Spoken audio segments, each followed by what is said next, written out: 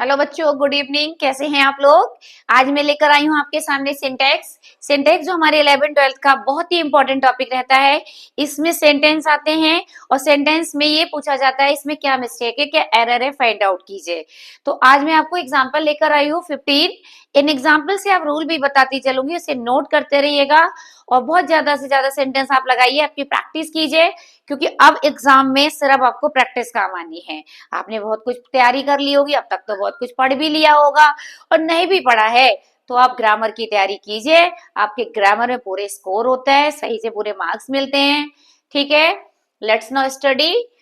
I am ill for 2 days। Okay, इसमें दिया है फॉर से टाइम जुड़ा है। तो जब सेंटेंस में बच्चों सेंस ऑफ फॉर से टाइम जुड़ा हो तो आप उसमें लगाइए हैज, हैव और बीन। ठीक है, तो यहाँ पे आई के संग एम नहीं आएगा, आई के संग आएगा हैव बीन।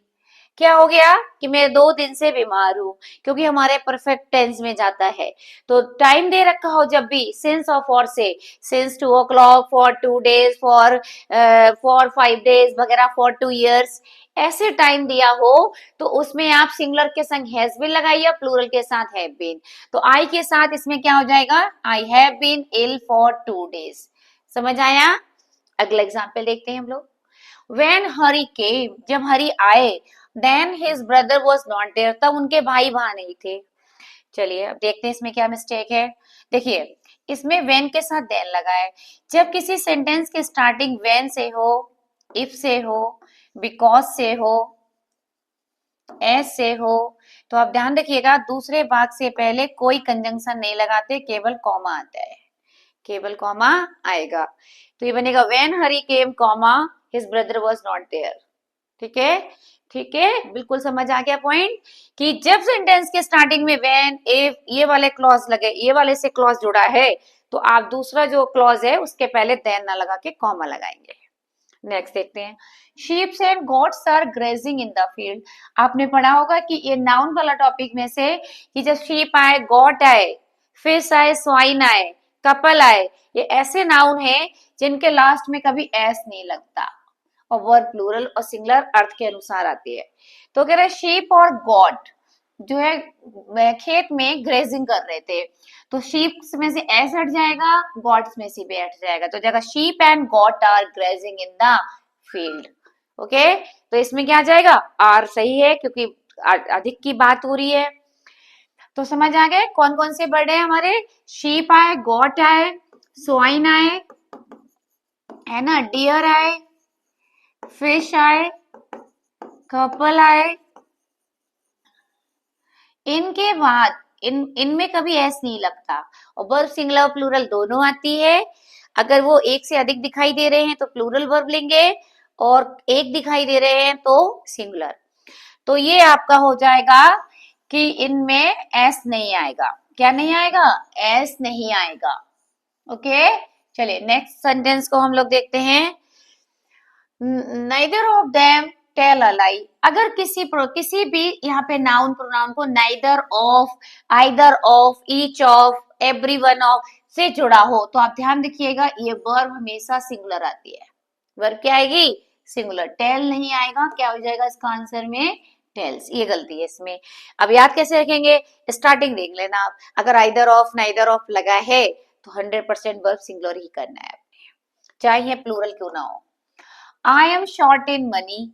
शॉर्ट जो होता है अपने साथ इन नहीं लेता कभी, शॉर्ट के संग आता है ऑफ, तो यहाँ पे प्रपोजिशन की गलती है। I am short of money, I am short of money. He is very angry of me. देखो इसमें भी क्या गलती है कि वह मुझसे बहुत नाराज है। तो एंग्री के साथ जब कोई व्यक्ति आता है तो हम विद लगाते हैं, किसी के व्यवहार से होते हैं तो हम एट लगाते हैं। तो यहाँ पे एंग्री विद से आ जाएगा, प्रपोजिशन ऑफ नहीं आएगी, एंग्री के साथ क्या आएगी? विद। एंग्री एट भी आ सकता था व्यवहार के लिए, मतलब आपकी वस्तु के लिए। नेक्स्ट वन देखते हैं।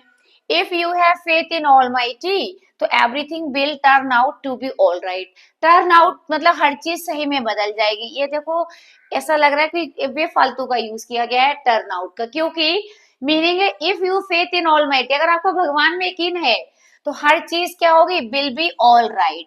तो यहाँ पे ये एक्स्ट्रा है, सुपरफ्लूस है, इसको हटाइए, ये इसका यूज बिल्कुल नहीं होगा। ये सीधे सीधे इतना बन जाएगा, if you faith in almighty everything will be all right. Okay, अगला, my father is in bad mood. ये बैड मूड, अच्छा ये यहाँ देखो, ये कह रहे हैं मेरे पिताजी का मूड बहुत ही इस समय खराब चल रहा है। तो फ्रेज है, प्रपोजिशन के बाद इसमें एडजेक्टिव के बीच में और प्रपोजिशन के बीच में एक आर्टिकल जरूर आएगा। तो बैड के पहले हम लगाएंगे ए, इन अ बैड मूड टुडे। ठीक है, प्रपोजिशन प्लस एडजेक्टिव अगर दिए तो बीच में एक आर्टिकल आएगा, इन अ बैड मूड। अगला, he was honourably acquitted from the charge, कि उसे सम्मान पूर्वक चार्ज से एक्यूटेड किया गया। तो इसमें हाँ ये देखो, ये एडवर्ब की गलती है। जब एडवर्ब पूरे वाक्य को मॉडिफाई करेगा तो वाक्यों के लास्ट में आएगा, वर्ब इज द आएगी। तो he was acquitted from the charge honourably. ठीक है, next, because of the emergency help that the patient received, कह रहे हैं इमरजेंसी हेल्प मिली पेशेंट को, तो नहीं मिली वरना वो मर जाता। ये तो बड़ा गड़बड़ सेंटेंस का रखा है। हाँ, तो सुनो भाई, ये शर्त है कि अगर पेशेंट को इमरजेंसी हेल्प नहीं मिलती तो वो मर जाता।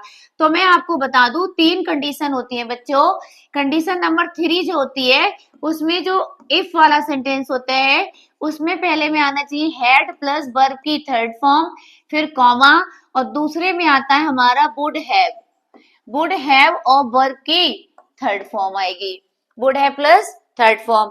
तो ये पूरा सेंटेंस यहाँ से हमें ठीक करना पड़ेगा, ये करना पड़ेगा, ये सारा हटा देंगे यहाँ से, ये हट जाएगा और ये बन जाएगा यहाँ पे इफ, यहाँ पे इफ लगा देते हैं, if the patient had not, यहाँ पे हैड नहीं है लगाना पड़ेगा, हैड नॉट रिसीव्ड, ठीक है क्या, received the emergency help, received the, यहाँ पे आ जाएगा इमरजेंसी हेल्प, कॉमा लगा के दूसरा सेम आएगा। फिर सुन लो एक बार, बिकॉज ऑफ इमरजेंसी हेल्प का मतलब है अगर वो मर जाता अगर उसे नहीं मिलती। तो हमने शर्त देख रहे हो, शर्त में 3 होते हैं, एक होता है इफ वाला सेंटेंस प्रेजेंट डेफिनिट में बनता है, दूसरा फ्यूचर में बनता है, और दूसरा ये हमारा इफ में, अगर इफ एक में वुड है प्लस थर्ड फॉर्म लगा है तो दूसरे में पहले वाले में लगेगा हैड प्लस थर्ड फॉर्म।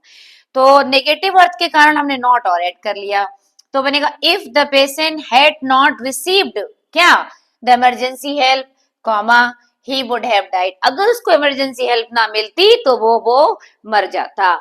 और इसके दोनों वाक्यों के अर्थ में ता ती जैसे शब्द भी आते हैं। क्लियर? तो ये हो गया हमारा कंडीशनल का तीसरा भाग था, इसलिए इसमें हमने एक में head plus third form add कर दिया और एक में हमने लगा दिया वुड प्लस वर्ब की थर्ड फॉर्म। क्लियर?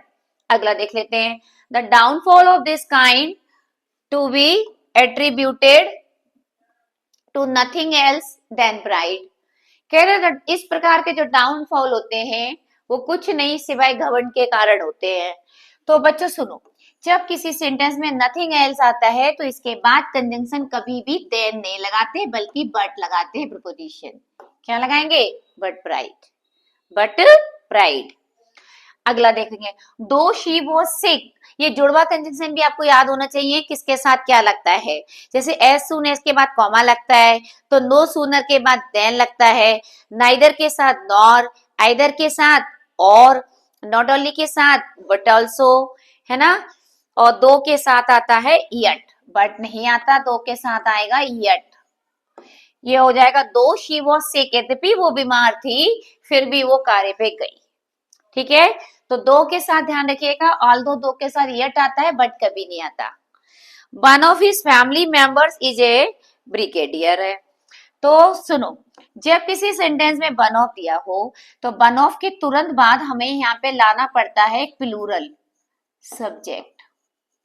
अब इन्होंने दे दिया हिज फैमिली मेंबर्स, क्या हो जाएगा, हमें मेंबर्स को इधर करना पड़ेगा। फिर क्या हो जाएगा, ये हो जाएगा कि वन ऑफ द भी लगता है वन ऑफ के बाद और मेंबर्स यहाँ पे आ जाएगा, one of the members of his family.